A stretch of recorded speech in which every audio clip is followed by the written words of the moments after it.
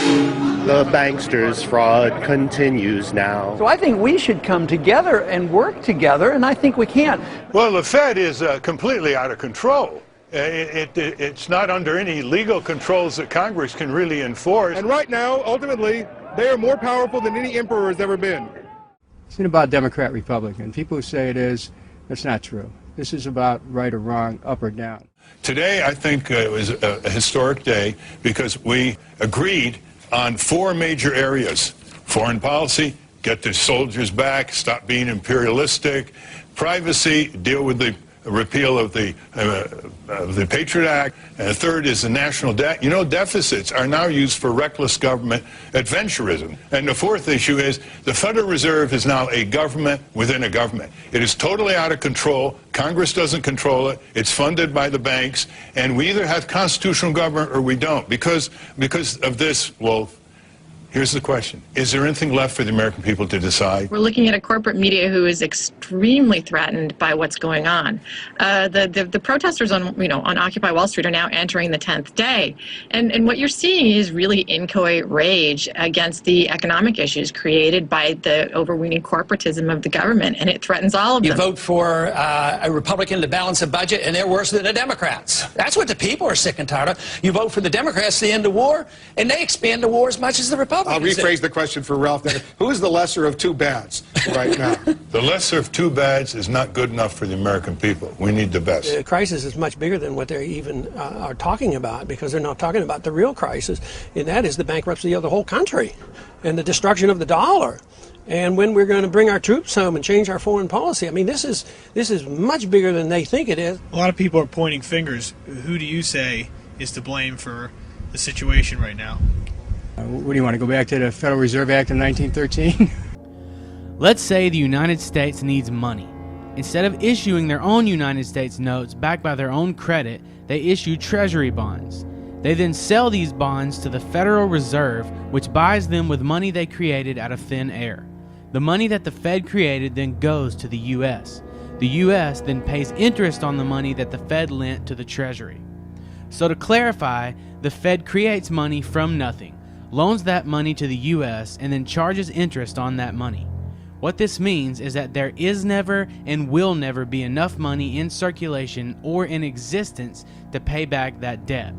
We as a country, as well as private citizens, are forever enslaved by debt with no way of ever paying it off. Now, when the Federal Reserve buys bonds on Wall Street, the major financial firms that have been selected as dealers deposit the proceeds at their own banks. Fed rules require banks to keep 10% of their deposits in reserves, but the bank is free to issue loans equal to the remaining 90%. Let's say the Federal Reserve buys a $1,000 bond. After putting away 10% into their reserves, they are then able to loan out 90%, or $900. Since the original $1,000 is still on deposit, the $900 in loan proceeds is more new money, money created out of nothing. A total of $1,900 of new money is now available in the economy. Now the person that took the $900 loan spends that money. The payee then deposits the $900 into their bank account, and once again, reserves and deposits increase. This process goes on until that original $1,000 bond, which was created from nothing, becomes $10,000, making this one full-fledged debt machine while also devaluing the dollar.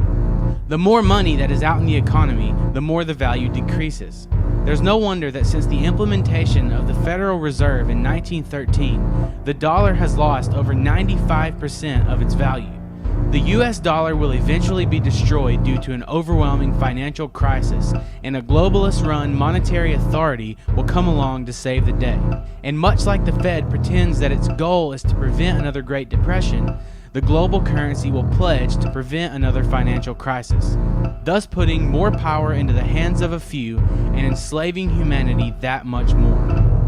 All wars are fought with inflation, destruction of the money, which is the reason we have unemployment today. $30 million an hour. 24 hours a day we're spending on those two wars. $30 million an hour. I'm trying to get you to understand what the motive was behind the bombing. At the same time, we had been bombing and killing hundreds of thousands of Iraqis for 10 years. Would you be annoyed? If you're not annoyed, then there's some problem.